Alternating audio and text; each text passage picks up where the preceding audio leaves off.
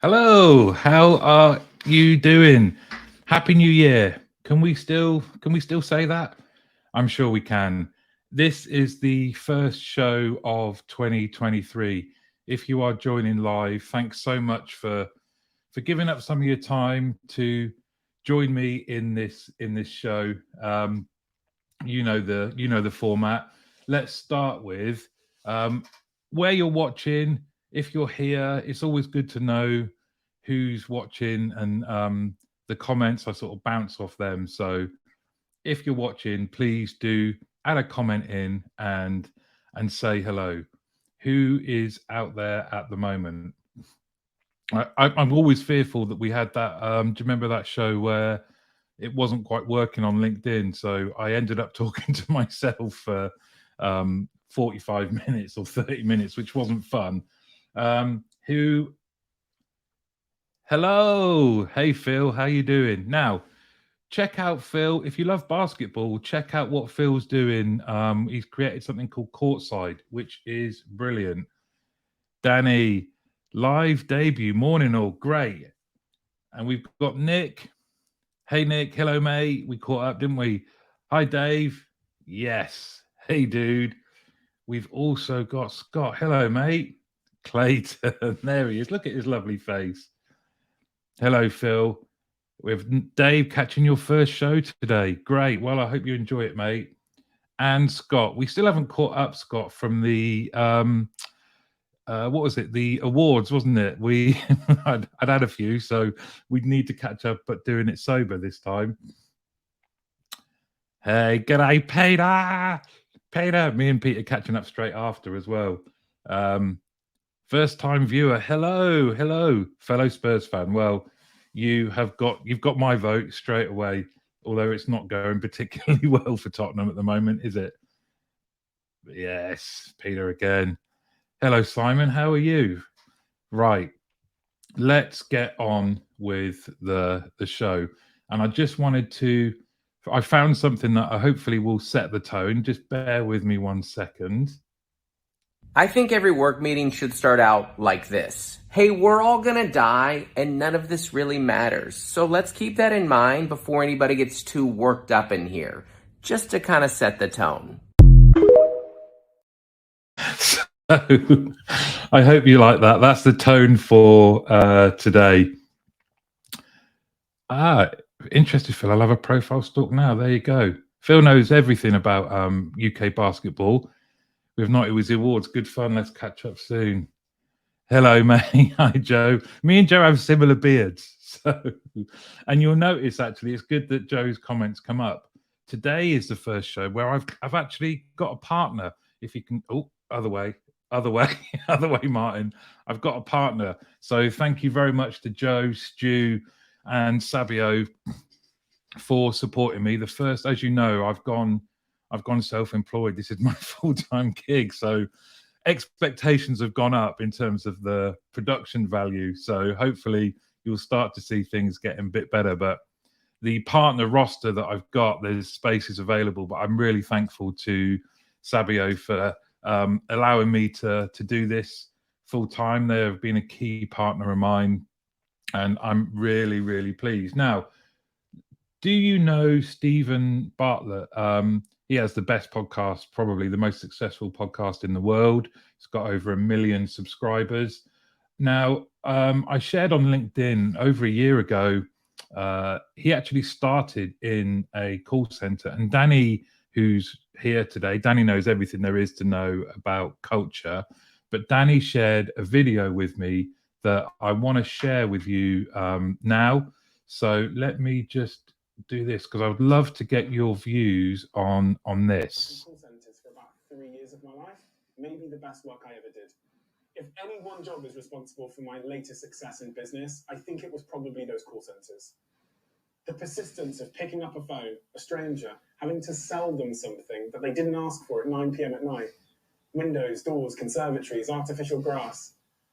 And doing that over and over again, it taught me the skill of persistence. It taught me the most important skill in the world, which is the skill of sales. It's the skill you use in a nightclub when you meet a girl. It's the skill you use when you try and inspire your employees. It's the skill you use when you raise investment or try and get a web developer to join your business. Sales is the most important skill in the world to me.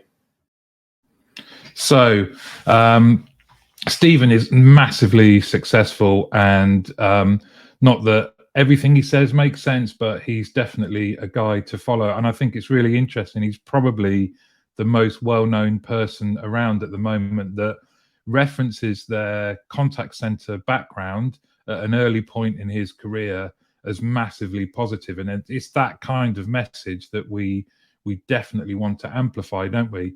Because you don't hear of many famous people that talk about their background in call centers as being a key part of why they've become successful. But it was actually the topic that I wanted to. He talks about outbound dialing. Now, for some of you, you'll know that that's where I started my career, and I know many of you did as well. But when we look ahead, my question for all of you today is, what is the future for outbound dialing? So, has it had its day? Is it still something that is useful and productive? What are your views? I would love to get your opinion. So throughout the show, please do keep. What do you think? What is the future for outbound dialing? Are you doing it? Are you seeing people still having success? What is it that you think? Let me just get some comments. He's the new Gary V. He's everywhere. Use and abuse your time in a contact center to learn as much as possible. They did an interview together. So, what's everyone thinking about outbound dialing? I know it's definitely changed from when I did it. Is it Rob?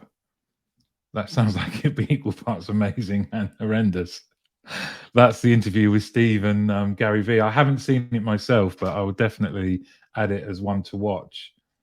So, Chris, thank you. I feel the future of outbound dialing is a thing of the past. So many people now use the use of social media to find their needs services, and you sometimes get better deals online than through contact centers. Great comment to kick us off, Chris. And I think it's true. There's a lot of other channels by which you can obtain the same things. I always used to think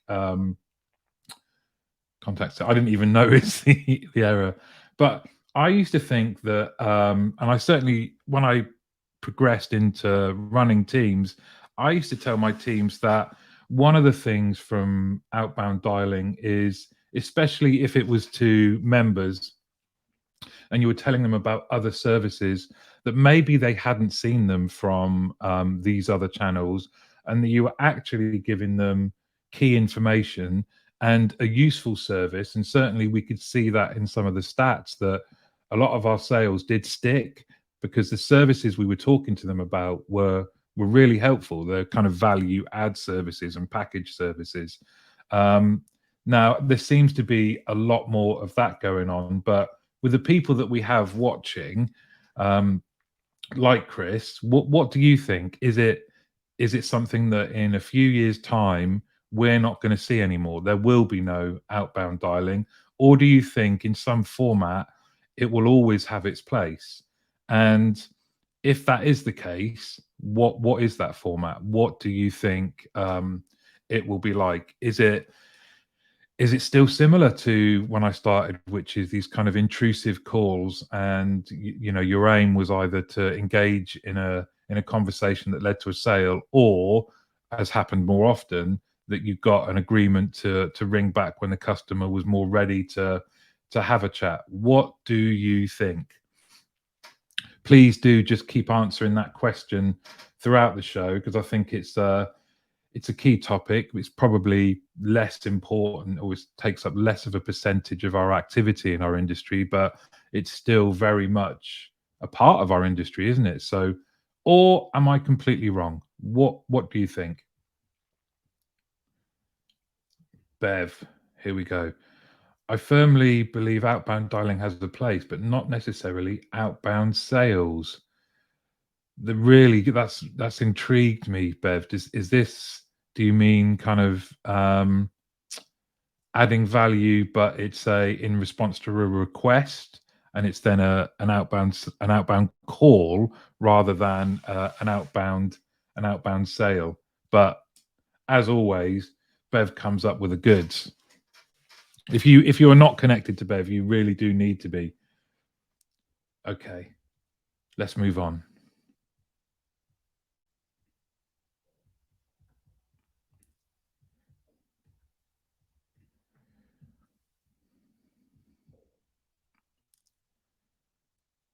It's time for the news. So, great news to start. Sigma Connected are creating 500 new jobs, and at a time when we're hearing of layoffs and LinkedIn is kind of full, isn't it, with people that are looking for work.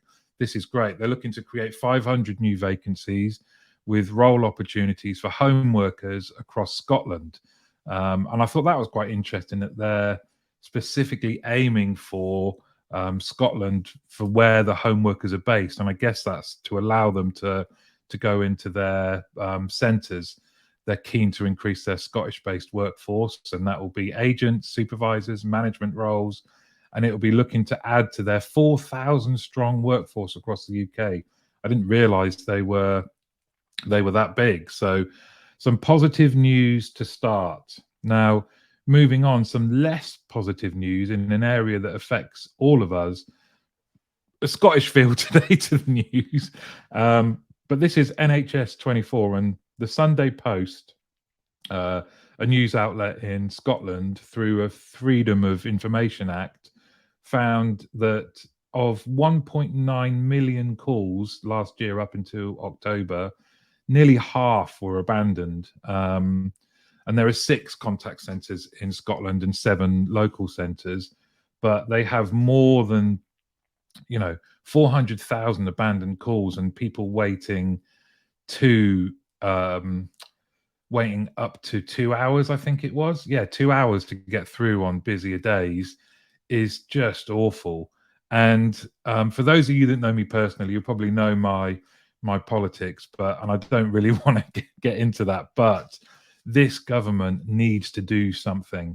I mean, it's no use just having photo shoots of Rishi. We have to back our NHS, because can you imagine being in one of those centres? Maybe you are connected to NHS work or 111 work. If you are listening or watching, I'd love to get your view. What has been your experience of working? And for everybody else, what do you think about that? Now, hold on. Let me just get to some of your comments, because there's some crackers coming up. Bev is answering news. Outbound for CX. Yes, Chris. Outbound dialing will have its place, but this should be in customer service, customer experience. Customers want first contact resolutions these days. They don't want to be pestered on the phone, the cost of living, etc. So customer will look for their own needs. Very true. Nick, if executed well, outbound dialing is still an incredibly powerful and effective way of generating business. Very true. Peter, I think there's still a place for outbound calling. Plenty of senior budget holders still prefer a phone call. Bulk outbound dialing is being or has been replaced by social selling, tech-led outbound, etc. I don't think it'll ever go away, though. I never question Pete's thoughts. I've worked with him for long enough to know he speaketh the truth. There's a future. If we reframe the purpose of outbound, i.e. it's previously been about the selling organization hitting a number, rather than using the data to look specifically at connection times to maximize sales contact rate. If it's focused on the value, then we can add by primarily understanding the customer's needs rather than the sellers. There's always a future in value add. Wow, Danny, lovely. Steve, there will always be a need for callbacks and outbound dialing. However, companies may need to review their telesales, proactive dialer strategies, and reconsider cold calling without customer context. Such a key point. And I wonder if that is, you've hit the nail on the head there in terms of the dialer strategy, and that predictive dialing just isn't going to be used anymore because it is too intrusive. Now, I think this is about looking at those numbers. Who's immediately gone into CC defensive mode? Who hung up and called back? Spin. Is it a real number? It's only circa 25% on the abandoned calls. Yeah, I must admit, when I looked at that, naturally you kind of go, well, is that the case? Rather than imagining the end user experience. Completely agree. I'm biased as I'm in the knowledge management CX tech space, but that proactive outbound calls to delight customers has to be the way forward. There we go. I love that. I can't see from your settings who you are there, but that's a really good point. Okay, moving on. Oh, it's Rob. It's Rob. Thanks, Danny. Why are we calling? Answer needs to move from plug a gap in our inbound volume to how can we improve the relationship by adding value. So true. I can remember when Blended first came in, it was very much seen as just keeping people busy from the agent and from our operational end, rather than is this really adding value to our customers. So a real good point there. There's some gold dust coming. Hi, Rob. Weird. My name is Rob. Now, I think Danny can help out here. Well, Pete has said before to people that come up as LinkedIn user. Clayton. So Clayton's been training sales agents calling outbound once customers shown interest in a product online, and there's a fine line between a great service and also being intrusive. Yeah, very true. That's kind of bringing all the channels together, isn't it? Where if a customer has expressed interest, will there be value in calling them to say, let me tell you something that you don't yet know, or that we've tailored it to meet your specific needs. So yeah, really good point. Now then, do you know this guy? I'm sure you do. He's the main reason that one of my partners is Sabio, and that is Stu. If you've been around our industry, you'll know Stu, and you've probably listened to him talking. And much like Peter, Stu has an enormous brain, and is going to be at Disrupt, which is Sabio's great event in February. I will be there as well, hosting a panel. But I wanted to share with you an article that Stu has put together. He'll be talking more about it at Disrupt, but I wanted to see your views. And Stu's a lovely, lovely man, by the way, one of the good ones. And this is 8 steps to CX transformation in 2023. And there's some real key points here. Now, the full article I will share in my newsletter tomorrow. And if you want a copy anyway, just let me know. And you'll see, number 1, audit your CX tools. Oh, here we go. Thanks, Scott.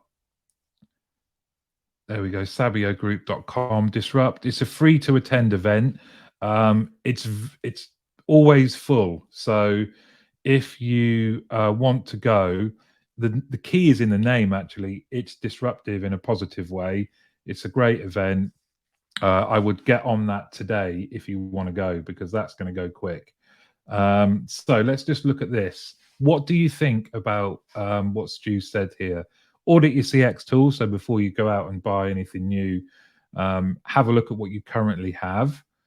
Tighten up your workforce optimization. Work your data in 2023. It's going to be a key point, isn't it? Empower your people to deliver excellent CX. And Stu elaborates on that in terms of how do you actually do it. It's not just a statement. Hyperscalers are coming. When I read that, it was kind of both excitement and a bit of foreboding. But what Stu's talking about here is the likes of Google and Microsoft, that they're coming, and they're coming big. And how can you work with them? What are they bringing that's really fascinating and interesting? And how is it going to change the CX and also therefore the contact center industry? Democratization of AI.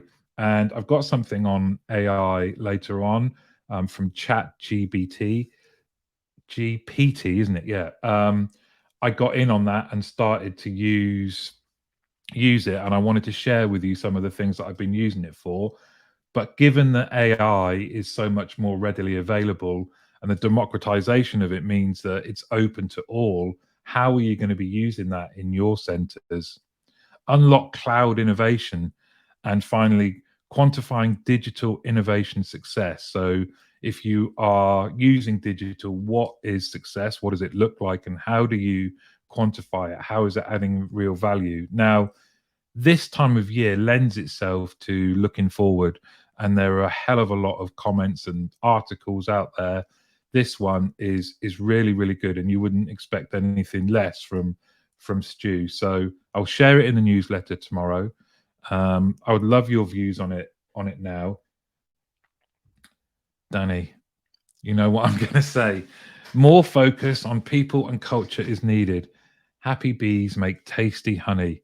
And again, if you want to know anything about culture, then Danny is your man. And I think it's really true. I've been talking to people since going self-employed, and the key thing that is affecting the here and now in terms of how they feel about work and how they are then able to deliver to customers, but also those people that are looking for work. A key point is, what is the culture of the company I'm working in, or the culture of the company that I am thinking about going to work for? And it's massively, massively important. Empowerment for me has always been important. Allow your teams to make decisions there and then. This creates the great CX function. Autonomy, agencies, brilliant. From managing a group sales to customer relations, allowing your agent to make a decision there and then creates empowerment. And I feel you get a lot more out of your team and colleagues. So true. Couldn't agree more, Chris. Now, I mentioned then about how culture is important when you're looking for work. For many of you, if you follow me on LinkedIn, you'll know every Monday I share a list of people that are looking for work. And that list does incorporate people not from our industry. So I just wanted to focus on the people in our industry. And I'm going to leave this on the screen just so you have enough time. And again, it will be in the newsletter. If you are not connected to these guys, please do make a point of sending a connection request. They are all contact center professionals like me and like you, and they find themselves in a position where they are looking for work. It's the start of the year. They've probably gone through quite a stressful Christmas, and now they're looking to get back in work and bring their skills to bear for the betterment of our industry and therefore our customers. I've got to know them all. I can't recommend them highly enough. And so if you haven't already, and I know just looking from the comments, you guys are all over this, but for anyone else as well, please do connect and help them out wherever you can. Right, let me just catch up. Employee experience, not just CX. Very true, Stephen. Being under-experienced and then stretched in the role is hugely influential, engaging employees. I'm just not sure I want to see it in a government. You might have to elaborate for me on that one, Danny. I agree with you. The point about the the government. Don't get me started on this government. Okay, let's talk quickly about the podcast. So this week's guest, Barry Cooper. It's already out. If you Barry was brilliant. I've got to know Barry quite well over the last year, and not this year, the previous year. He actually started trained as a chef, but was also a scaffolder, and moved into a contact center because he didn't want to be scaffolding out in the winter. Oh, that is a political quit. No, you didn't. No, you didn't. It was me.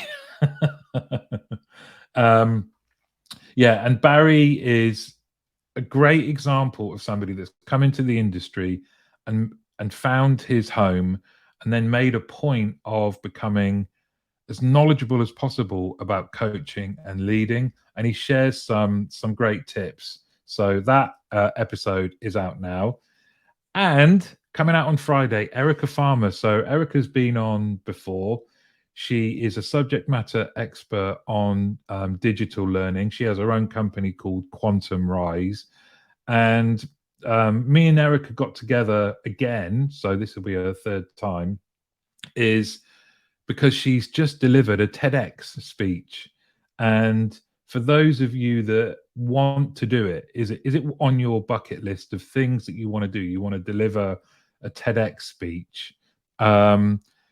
Erica talks about the process. She talks about how to apply, what the application process is like, how to make sure that or how to give you the best chance of getting selected. And then when selected, how do you structure a TED Talk? And it is fascinating. It's brilliant. I defy you, if it's something that you're sort of tentatively interested in, I defy you to listen to this and not be checking out TEDx websites all of the time. Also, as well, Erica has, that TEDx talk led to her being spotted by LinkedIn, and she has just finished filming for LinkedIn and is going to be offering a LinkedIn learning course, which is just amazing. And Erica's whole story is inspirational about someone that set up her own business and is now doing really, really well. And because of her expertise, is getting spotted. And so hear straight from the horse's mouth, from a lovely, lovely person, how to get in TEDx, how to get in LinkedIn Learning, and also just about the whole digital learning world and how it needs to change in education and also in our world as well. Let me just catch up with some comments. You guys are quick.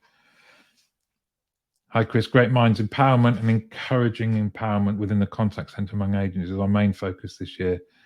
We feel very strongly about this at Sabio. Thanks for highlighting Stu's article, Martin. No problem. No problem. If you ever get the chance with Joe, ask him about some football stories. He's got some crackers. I listened to Barry's, was superb. Coming off the tools into contact centers resonated with me. Well, Danny, you are going to be up this year, aren't you? So we can get to hear about all of that. And I completely agree. Yeah, Barry's was just great. From constructing buildings to constructing powerful teams. Go Barry. So true, mate. So true. Okay. I mentioned Chat GPT. You must have heard about it. I signed up, and if you know about it, it's caused some consternation at Google, because for the first time ever, people are going to something else other than Google to find things out or to create stuff. Now, for content creators, people have jumped on this as a way of creating content. Now, I just want to show you the output. All I asked it to do, I said, please write 7 predictions for the contact center industry for 2023. That's all I wrote as an instruction. This is what it came up with. And behind each one of these points, actually, there was a narrative of there was another paragraph. So let me just go through this so you can see. Number 1, increased adoption of artificial intelligence and machine learning technologies. Number 2, greater emphasis on customer experience. As competition in the contact center industry increases, companies will increasingly focus on delivering exceptional CX in order to stand out and retain customers. Number 3, increased use of chatbots and other digital channels. These channels may be particularly useful for handling routine or simple inquiries, freeing up human agents to focus on more complex issues. Number 4, greater focus on employee satisfaction and retention. As the contact center industry becomes more competitive, companies may place a greater emphasis on employee satisfaction and retention in order to attract and retain top talent. Number 5, emergence of new technologies such as virtual reality and augmented reality. As these technologies become more sophisticated and more widely available, it is possible that they may be used in contact centers to train employees or to provide more immersive customer experiences. Number 6, increased use of analytics and data-driven decision-making. Contact centers will likely rely more on analytics and data-driven decision-making to improve operations, identify trends, and optimize performance. Number 7, even though it's come from AI, I found this quite reassuring. Continued expansion of the contact center industry. The contact center industry expected to continue to grow in the coming years as businesses of all sizes recognize the importance of providing timely and effective customer service. So, have any of you read or have any of you used Chat GPT? I could have, once it delivers that, you could say, make it more friendly, make the tone more friendly, and you can change the tone, or you can say, make it more technical, give me more detail, or expand more on point 2 or point 3. And I know that a lot of people creating content and sharing it on LinkedIn are using Chat GPT. They could be using it fully. They could be using it to get the bare bones of something together. But I wondered if you've used it and also what you think. I mean, for me, those 7 points, are there any that you go, well, no, it's completely missed the mark there? What do you think? Let me just catch up here. Lots of research and practical outcomes there that shows improving EX, improves CX, drives better customer lifetime value, better retention and spend. Should be a key focus area for business. Very true. Reading some news articles on the BBC website, and it seems they might be using AI, a few typos, grammar errors, and not a great deal of true depth to the story. But it's clear the future is already here. That's true.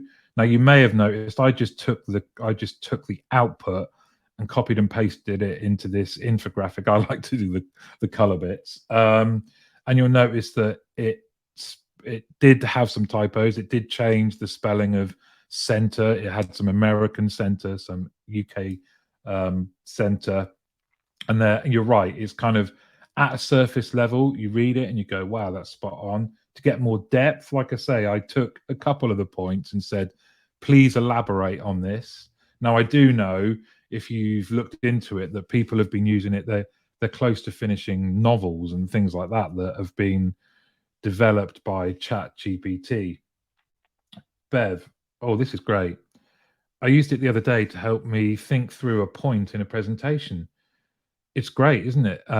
So at the moment, it's useful for pulling together a few thin veneers of info, but deeper articles will be here in no time. And very true, Danny. There are already other AI providers saying, we've taken Chat GPT and made it better, and it is more in depth. But what are the implications for us and our industry? How do you think, certainly from naturally you think of marketing, is this going to go straight into being people's marketing content? How will you be able to determine whether it's been written by a person or completely by Chat GPT? I think it's fascinating. Isn't it great to be alive at this time, seeing all of this, and it's developing fast. And as Danny says, it is here right now. So yeah, good. Okay. I've got something else now. This is, I hope, something that's helpful for leading your teams. And that is to be able to identify, Peter, hold on a sec. But did it create these or just dredge existing ideas and articles at a rate we can't? Good question, mate. I love the word dredge. Okay, it's just dredging through the internet. And it's probably that, isn't it? It's I think, again, it's the same as anything. It's how the prompt that you give it, the question you give it, and then that you refine it. Hey up, here he is, late to the party, but always welcome. Always welcome is Dan. Rob, here we go. It's very clever. The risky part is when people ask it questions related to regulated areas, finance, medical, etc. As far as I understand, it's got no filter, so it will give medical advice when maybe it shouldn't, as an example. Yeah, true. It's bleeding into areas where the interpretation of regulations and how they're applied, and certainly something like medical advice, yeah, that is that needs careful consideration, doesn't it, Rob? It scans lots of info and pulls together threads. Dredge, as Pete said. That means that you're likely to get generalist views for the Mo. So the future probably lies in specialization, deep knowledge and insight, or pulling together data info from unrelated sources and making connections. It's very, very true, Danny. Okay, let me just I put together something that I hope is helpful for you and your teams, or for any of the teams that you're running, and that is being able to identify in your teams, and also maybe yourself, unhelpful thinking. If I remove myself, can you see that? So this is automatic bias mental shortcuts that people may have, and that is things like having a mental filter where you only focus on one aspect of a situation, often negative. You might have absolute thinking, so all or nothing, where you're focusing on extremes. There's no gray area. Emotional reasoning, you're interpreting current emotions as a fact. Catastrophizing, I think, is definitely well known in our vernacular, isn't it? Where something negative may happen, but people then exaggerate it, and it snowballs into being the end of the world. Now, understanding these terminologies and what they mean enables more adept intervention from a leadership point of view, that you can go, hey, what you're doing there is catastrophizing. Let's take a moment. It isn't necessarily going to be the end of the world. Let's look at it where it is. Magnification and minimization, I think, is something that you see all the time. You magnify positives in others while minimizing your own positives. Jumping to conclusions, mind reading, assuming we know someone else's thoughts or motives. Predictive thinking. Labeling, using sweeping negative statements to describe yourself or others.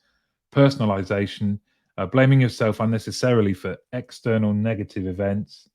Overgeneralizing, interpreting a single negative event as the norm or enduring pattern.